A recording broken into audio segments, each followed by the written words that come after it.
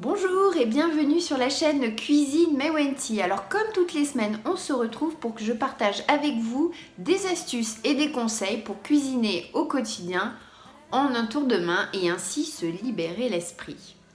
Alors vous le savez, si vous avez des questions, n'hésitez pas à me contacter via la page Facebook Cuisine Mewenti ou sur le site internet cuisinemewenti.com. Aujourd'hui, j'aimerais vous parler des épinards. Pourquoi les épinards? Tout simplement parce qu'en avril, c'est le début de la saison et celle-ci va durer jusqu'au mois d'août environ. Alors les épinards, on le sait, n'ont pas bonne presse, ni chez les enfants, ni chez les adultes.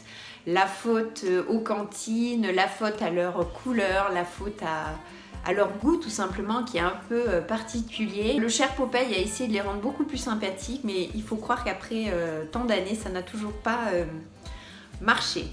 Lorsque vous achetez des épinards, pensez bien à regarder qu'ils soient bien fermes et qu'ils ne sont pas jaunis, ce qui voudrait dire qu'ils ne sont pas très frais. Et pour les conserver, ayez bien en tête que c'est un légume qui se conserve très peu de temps, donc vous pouvez le garder seulement environ 2 jours au réfrigérateur. Il y a différentes façons de cuisiner les épinards et je dirais que chaque mode de cuisson est associé à un type de recette et c'est là où vous allez pouvoir, j'espère, trouver votre bonheur.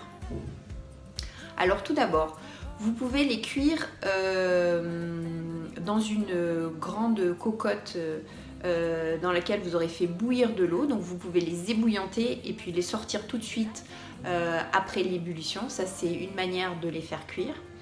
Une autre façon qui est, je trouve, assez astucieuse et qui vous permet de gagner du temps, c'est de sortir donc vos épinards que vous aurez bien nettoyés.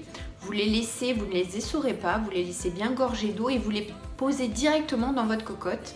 Vous ajoutez un oignon, des gousses d'ail que vous aurez tranchées.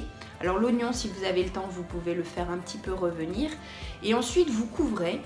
Et donc vos épinards vont cuire comme ça à l'étuvée. Une fois qu'ils auront bien réduit, vous pourrez enlever le couvercle, faire réduire l'eau et là c'est à ce moment-là que vous pourrez ajouter soit des épices ou les faire cuire par exemple à la crème. Voilà, c'est une méthode assez facile, rapide et puis ça vous évitera d'avoir trop d'ustensiles à nettoyer, ce qui est un petit peu agaçant quand on cuisine.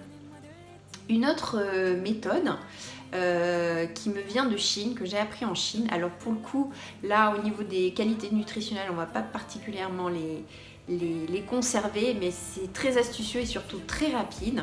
Donc vous pouvez mettre vos épinards que vous aurez donc bien lavés. Vous ne les essorez pas, vous les transvasez dans un saladier en inox par exemple et vous versez dessus de l'eau bouillante. Alors ça peut être de l'eau que vous avez fait chauffer à la bouilloire. Et vous les laissez dans l'eau bouillante pendant 5 à 10 minutes selon la texture que vous recherchez. Et c'est une manière de les cuire vraiment très efficace. Voilà, après bien sûr vous prenez le soin de bien les essorer, vous pouvez les écraser entre vos mains, les hacher si vous voulez les faire en épinards hachés ou les manger tout simplement en salade avec une bonne vinaigrette bien moutardée. Et une dernière façon bien sûr de les cuire, c'est à l'autocuiseur, à la vapeur, autour de 8 minutes environ. C'est la meilleure méthode pour conserver toutes les qualités nutritionnelles. Et vous pourrez les utiliser pareil pour une salade, pour une omelette, pour les mettre pourquoi pas dans une crêpe avec un petit peu de feta comme les galettes turques qui s'appellent les börek qui sont absolument délicieuses. Voilà, c'est vraiment une façon de les cuisiner. Vous pouvez aussi les utiliser crues dans une omelette et elles cuiront dans l'omelette. Ça aussi, c'est une autre façon de les consommer. Et bien sûr, les manger crus, comme je l'ai dit tout à l'heure, c'est vraiment super. Il y a une recette que j'aime tout particulièrement, c'est la salade de pousses d'épinards avec du quinoa. Vous pouvez ajouter de la feta, des graines de grenade et pourquoi pas des tomates séchées. C'est absolument délicieux. Donc vraiment n'hésitez pas de manger les épinards crus. C'est d'ailleurs meilleur que pour la santé que cuit. Et c'est vraiment très intéressant aussi au niveau gustatif. Je vais vous donner quelques petites astuces. Alors sachez que par exemple en Inde, quand on cuisine les épinards, on peut y ajouter du curry. Vous pouvez également y ajouter du curcuma, ce qui permettra de réduire un petit peu ce goût que certains peuvent ne pas apprécier. C'est une première chose.